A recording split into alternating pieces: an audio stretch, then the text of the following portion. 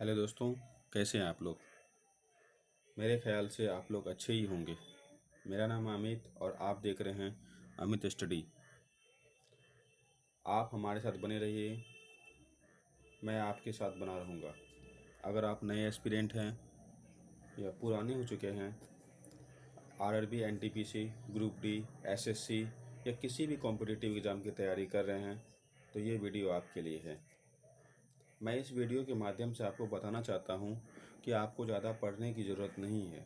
आप दो दो तीन तीन घंटे जो करंट अफेयर बैठ के पढ़ते हैं या खोजते रहते हैं, उतना करने की ज़रूरत नहीं है। मैं आपके साथ जितना शेयर करता हूँ ये आपके लिए काफ़ी है। चलिए शुरू करते हैं। आज की सुबह की प्रमुख सुर्खियाँ। भारत का प्रतिनिधिमंडल पोप लियो 14 के शपथ ग्रहण समारोह में शामिल हुआ। तो भारत के तरफ से भी गए। पोप आप जानते हैं वेटिकन सिटी में रहते हैं। पोप कौन होता है? पोप पूरे ईसाइयों का धर्मगुरु होता है। इंटरनेशनल लेवल पे जितने दुनिया भर में जितने ईसाई हैं, उनका धर्मगुरु पोप होता है। सेकंड है, मत्स्य पालन क्षेत्र ने कृषि को पीछे छोड़ा। अर्थव्यवस्था में 9% का योगदान।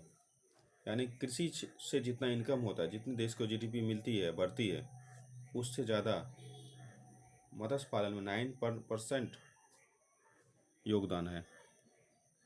18 मई को पूरे भारत में अंतर्राष्ट्रीय संग्रहालय दिवस 2025 को मनाया गया। आईआईटी दिल्ली ने हाई स्कूल लड़कियों के लिए मनस्वी मेंटरशिप शुरू की। भारत लीमा 2025 में भाग लेगा, रक्षा संबंधों को सुदृढ़ करेगा। अब हम इसका एक्सप्लेनेशन करते हैं। भारतीय प्रतिनिधिमंडल पोप लियो 14 के शपथ ग्रहण समारोह में शामिल हुआ। राज्यसभा के सभापति हरिवंश ने वेटिकन सिटी में पोप लियो 14 के शपथ समारोह में भारत के आधिकारिक प्रतिनिधि का नेतृत्व किया। नागालैंड के उप मुख्यमंत्री यानथुंगो पैटन इस कार्यक्रम में भाग लेने वाले प्रतिनिधिमंडल का हिस्सा थे। समारोह के बाद भारतीय प्रतिनिधिमंडल ने पोप लियो 14 से व्यक्तिगत मुलाकात की, उनसे पर्सनल मीटिंग भी किया। मत्स्य पालन क्षेत्र कृषि से आगे, अर्थव्यवस्था में 9% योगदान है। मत्स्य पालन का योगदान अर्थव्यवस्था में 9% है, जबकि कृषि का योगदान 4 से 5% है।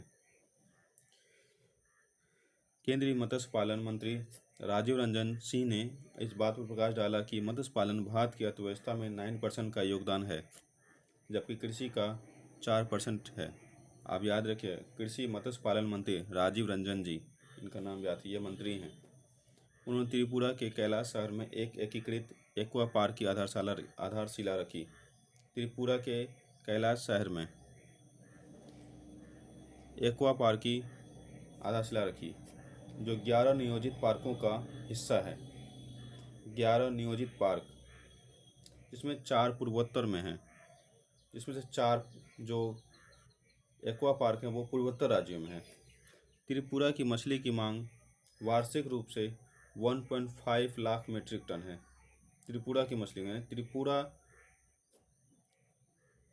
से हर साल 1.5 लाख मीट्रिक टन मछली एक्सपोर्ट होता है। अंतर्राष्ट्रीय संग्रहालय दिवस 2025 पूरे भारत में 18 मई को मनाया जाता है। प्रतिवर्ष मनाया जाने वाला अंतर्राष्ट्रीय संग्रहालय दिवस सांस्कृतिक आदान प्रदान के केंद्र के रूप में संग्रहालयों के बारे में जागरूकता बढ़ाता है, विरासत और सहयोग को बढ़ावा देता है। अंतर्राष्ट्रीय संग्रहालय दिवस सांस्कृतिक आदान प्रदान दिवस के रूप में मनाते हैं हम लोग 18 मई को।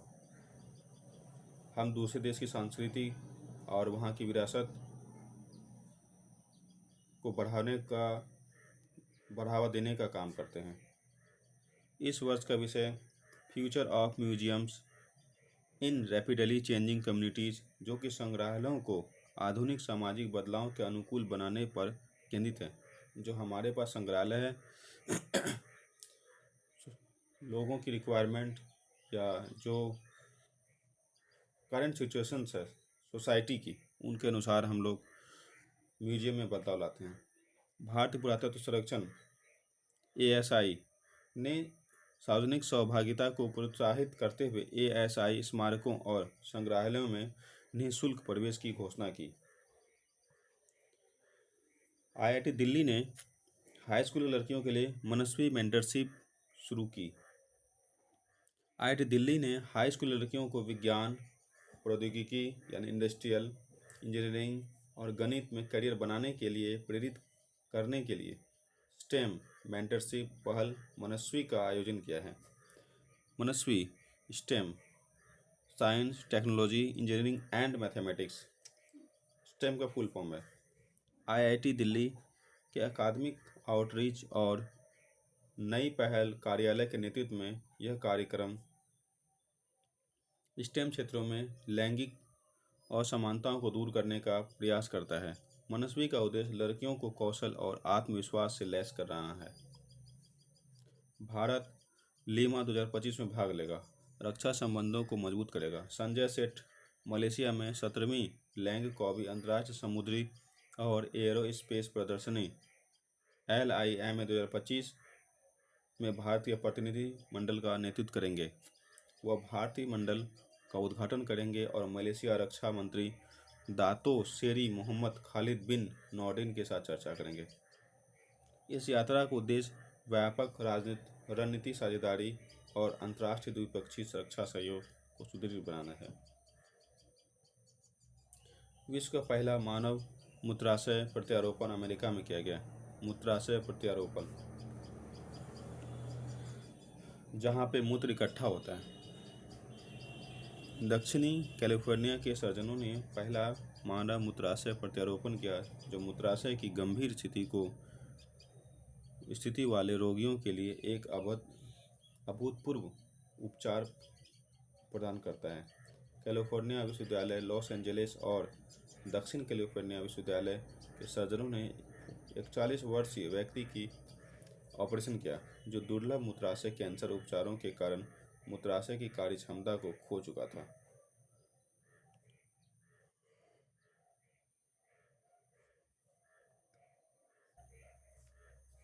भारत ने समुद्री क्षेत्र में महिलाओं के लिए सागर में सम्मान पहल शुरू की। केंद्रीय मंत्री सर्बानंद सोनोवाल ने लैंगिक समानता को बढ़ावा देने और समुद्री क्षेत्रों में महिलाओं की भागीदारी को बढ़ाने के लिए सागर में सम्मान का अनावरण किया है। इसमें महिलाएं भी समुद्री क्षेत्र में जो जॉब है, जैसे नेवी में, वो काम कर सकती है। यह नीति समुद्री भूमिकाओं में महिलाओं की सुरक्षा, नेतृत्व, कौशल विकास, प्रतिधारण के लिए एक संरचित रोडमैप प्रदान करती है।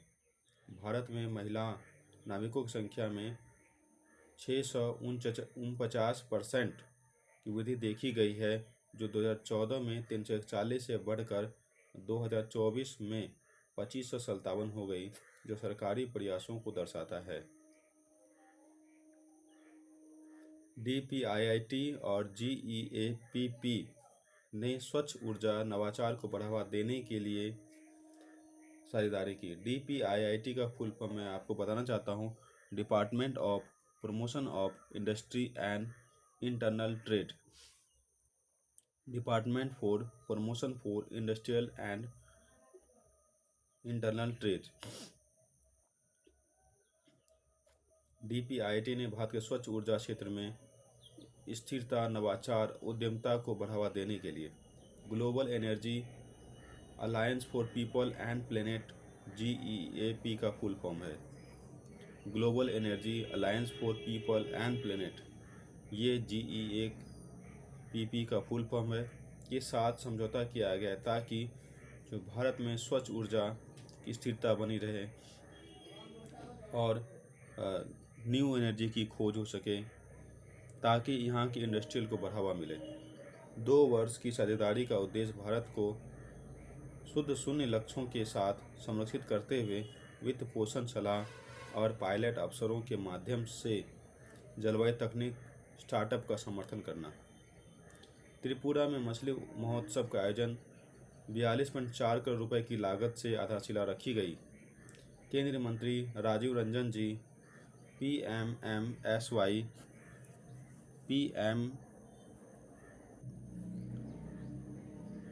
जिसका फुल फॉर्म है प्रधानमंत्री मत्स्य संपदा योजना के अंतर्गत त्रिपुरा के कैलाश शहर में एक एकीकृत एक्वा पार्क की आधारशिला रखेंगे। साथ ही अगरतला में मछली महोत्सव का आयोजन भी करेंगे। 42.4 करोड़ रुपए की लागत से इस एक्वा पार्क का उद्देश्य मत्स्य पालन के लिए अवसंरचना को बढ़ावा देना है, जिसमें हैचरी, फीड मिल, कोल्ड स्टोरेज, प्रसंस्करण, विपणन जैसी सुविधाएं प्रदान की जाएगी। पात्र मछुआरों को प्रमाण पत्र और किसान क्रेडिट कार्ड वितरित किए जाएंगे। चलिए आज का जीके यहीं तक है। धन्यवाद मेरे दोस्तों, आप इस वीडियो को देखिए, लाइक कीजिए और अपने दोस्तों को शेयर कीजिए। आप मेरे चैनल को सब्सक्राइब कीजिए। धन्यवाद।